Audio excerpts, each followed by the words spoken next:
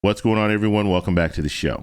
So today I want to talk about Social Security reform. This is going to be an ongoing topic. I'm going to continue to talk about this. And if you remember a couple of months ago, I was talking about the first infrastructure bill, the second infrastructure bill, and I was telling you at that time, the next big thing is going to be Social Security reform because it has to happen. And this is a bipartisan topic to talk about because you have Republicans and Democrats that both admit that Social Security needs to be reformed. Now, they have different ways on how to reform it, but they both agree that something needs to happen because we could potentially see a decrease in 2034. We could see a decrease of 20 to 30%. And so it's important for us to address this issue now and not wait until 2033 or 2032 or 2034, because at that point, that's when it's going to be dire and you're going to have people on Social Security that are going to take a huge decrease in the amount of benefits that they're receiving. So in this video, I want to talk about the Social Security Reform Act, the Social Security 2100 Act. So we're going to take a look at that. It's Representative Larson. He is the sponsor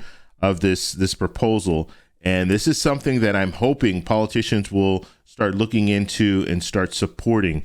And so we'll have to see how that plays out. But that's what I want to focus on this video. Very, very important. This is just as important as stimulus checks. This is just as important as that first infrastructure bill and the second infrastructure bill. We need to focus on Social Security reform.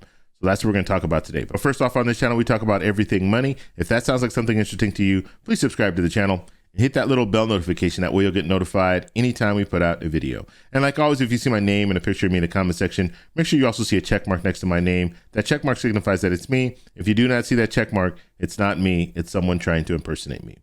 Okay, so I want to get right over to this topic here because, like I said, this is very, very important for us to focus on. So the Social Security Reform Act, or we'll call it the Social Security 2100 Act. That's what they're calling it. This is the Ways and Means Subcommittee on Social Security. Now, how would this benefit people receiving Social Security? So retirees would see an increase in benefits. Okay, so that's a good thing. And they won't see that decrease in 2034. Okay, so who will be paying for this? Very important for us to always focus on where's the money coming from. Some wealthy people would pay more in taxes. So that's basically, and I'll explain to you exactly how that's going to work, but that's the way it is. So you're going to tax the wealthy to pay for the current benefits that we're receiving now. Okay, now and when you look at it, and I'll explain it to you, but when we're saying tax the wealthy, we're going to tax them just like they're taxing the people who are making less than $142,800, and I'll explain that. Okay, so the fear is that the trust fund will run out in 2034. Now, this doesn't mean, and let me switch back over here. This does not mean that Social Security will be done in 2034. You'll still have it at about 78%. So you'll still be receiving some benefits, but you're going to take a huge decrease. Okay, just like we're looking at COLA right now, increasing by 5.9%. In 2034, we would see a decrease of 20 to 30%, which is a large decrease. If you just think about it, think about how much you're spending. And a lot of people right now, they are spending everything that they have. They're living paycheck to paycheck when it comes to their Social Security benefits. Just think what would happen if you had to take a 20% decrease. That's a huge, huge number there. Okay, so let's look. So here it is, Representative Larson. He is the one who is sponsoring this bill. And here's the bill here. And this is what we're going to be going over right here in greater detail. So let's go ahead and move down. And I just want to show you exactly what we're talking about on this one pager here from Representative Larson. Okay, so the key points, the key sticking points here is they want to increase Social Security benefits for seniors who need it now. And so that increase would be a 2% increase right off the bat. Okay, so as soon as this is signed into law, you get a 2% increase. Now, I know you're saying 2%, that's not that much, but that's on top of COLA. So that would be on top of the 5.9% increase. You're going to receive an additional 2%. Okay, now the protections here, and we've been talking about this, 2034, that's when the trust fund would run out. This would protect you against that. So you wouldn't see that 20% cut that is anticipated in 2034. Now, something else worth mentioning, benefits have not improved in 50 years. So we're overdue to improve our Social Security system, okay? And another note that they put here as far as we haven't recovered from the Great Recession. We haven't recovered from the pandemic. Okay, so we're still struggling when it comes to the history of this country and some of the hardships that we've had. Okay, the bill will be fully paid for by millionaires and billionaires, and it will allow them to pay their fair share. And like I said, we're gonna focus on that just so you see exactly who's paying into Social Security and who's not paying into Social Security. Okay, so let's look at some more key points. I'm not going to go over everything because this is just a blueprint at this point. There would be changes to this, but this is what Representative Larson would like to see in the Social Security reform. Okay, so the bump that we're talking about a 2% bump, and that would be immediately after this bill would be signed. And what we're looking at right now when it comes to the Consumer Price Index, we're looking at it for the wage earners and clerical workers.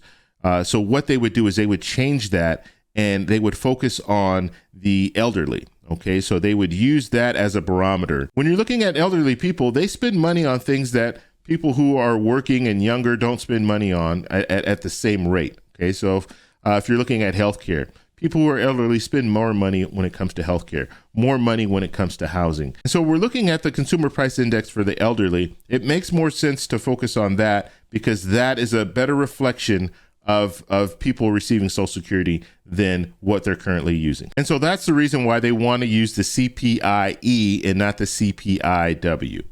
Okay, so let's move forward here. They want to protect against low-income workers. And so with the Reform Act, you would be receiving 25% over the poverty line. So we've heard of 100% of the poverty line, that they've been talking about that. This would be 25% above the poverty line. Okay, so some other improvements here, and we're going to skip down to a few. Okay, the 5 months waiting period. So people who are receiving disability or people who are receiving Social Security, you have to wait 5 months.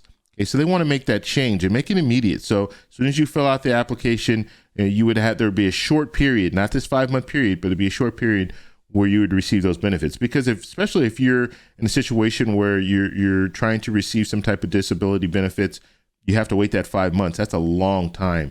If you're in a situation where you're not healthy, you need to receive that as soon as possible.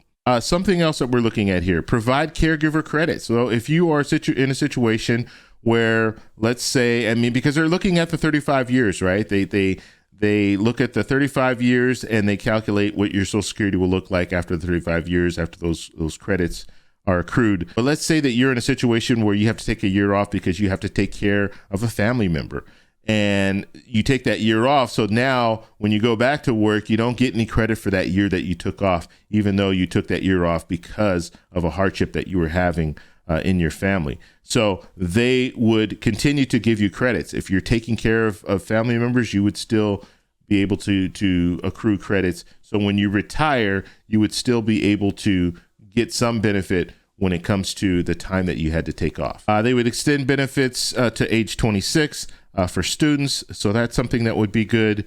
And then they would increase access for children who live with their grandparents and or other relatives. So how are we going to pay for this? That's the big thing. That's the big question everyone wants to know. How is it going to be paid for? How's it going to be paid for? Well, currently, the payroll tax, we're paying a payroll tax. Now, if you make more than $142,800, guess what? You don't pay into a payroll tax, okay? So you don't have to pay into Social Security. So what they want to do is they want to make that change. So if you're making above $400,000, so they're not going to touch anyone that's making, let's say you make $150,000, they're not going to touch that person. But they do want, if you're making over $400,000, you're going to have to pay into this payroll tax, okay? So that's what they're focused on here. And that makes sense. I mean, everyone should pay their fair share. Now, the argument could be that, well, if they're making over $400,000, they're probably not even going to utilize Social Security. They'll be able to have their retirement and everything already taken care of through investments and things like that. But nonetheless, that's what they want to focus on. People making more than $400,000, they're going to still have to pay into the payroll tax. Okay. Now, we're looking at an extension, and this is kind of shocking, but 2034, that's when the trust fund would run out of money. This would only extend it for 4 more years. So it would extend to 2038. So there's still something needs to be done in order to continue to extend it. But at the current time, that's what they're looking at. That's what the estimates are saying. They also want to combine trust funds because right now we have two different trust funds. They want to combine it into one. So that's something else that they would be focusing on. So that's what we're looking at when it comes to this Social Security reform. Now, this is just one proposal. Obviously, we're going to hear more and more politicians coming out with different proposals. And like I said, this is a Democrat. This is their proposal. Or I won't even say their proposal. This is Representative Larson's proposal, but he is a Democrat. So we might hear something from Republicans saying, you know what, this is our proposal. And you better believe if we look if we look to 2022 and Republicans take over the House, or they take over the House and the Senate, well, then you'll probably start hearing more of what they want to do when it comes to reforming Social Security. So this is very, very important for us to focus on, because this is something that can affect every single one of us, especially the people who are working right now, who might be retiring around that time and collecting Social Security. Guess what? You might be in for a real big shocker when you get a decrease of 20% right out of the gate when you try to receive your Social Security. You've been paying into it for years and years, and now you get to the point where you can start collecting and you're going to get 20% less. So this is very, very important for a lot of people. Okay, and one more thing I want to talk about, and I posed this poll here, and the results are in, and it's very interesting. I want to talk a little bit about these results. So in this poll, I said, what would you do if you found a large amount of money on the street? And 27% of the people said they would turn it into the police. 73% of the people said that they would keep it. And in that video, I posted a video a couple of days ago about, it was in San Diego. You had an armored vehicle that dropped some money out of the back of the vehicle on the freeway, and the money just went up in the air, started flying around, and people stopped their cars and they were taking this money. Now, those people that were taking the money, they were doing that illegally. That is against the law to take money that doesn't belong to you. Even if you find it somewhere, you still need to report that money. And so in this situation, in this poll that I posed, you had 73% of people say I would keep the money. Now, I know there are a lot of people going through a hard time right now. I know that. We all just faced the pandemic last year, and there are still effects of the pandemic now, and some people are really in financial hardship. However, there's right and wrong. And when it comes to the situation, when we were kids, we were all taught the same thing, right? If you find money that doesn't belong to you, you need to turn it in. Let's take money out of the scenario. Let's say you're walking down the street and you see a vehicle and the vehicle's on and the keys are in the car. Do you jump in that vehicle and take it? No. Or if you're walking down the street and you see a bunch of big screen TVs and boxes sitting in the middle of the street, do you just go in there and take those TVs? No. And so it's the same thing with cash. It's the same situation. If you find a large amount of money, you need to call the police and let them know, because that money does belong to someone. And so in this situation, it was just pretty shocking when I put this poll out. I was thinking maybe it would be the majority of people would say that they would turn it in, or maybe 50-50. But this is a majority of people saying, you know what, I would take the money and I wouldn't even think twice.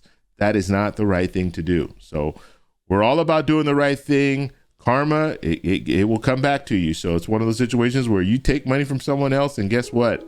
Later down the road, you might have a similar experience, but you're gonna be on the other side where you have money and someone takes that from you. So I want to know what you guys think about that. So let me know your thoughts down below. If you like this video, please give me a thumbs up. Please subscribe for more, and I'll talk to you in the next one. Bye.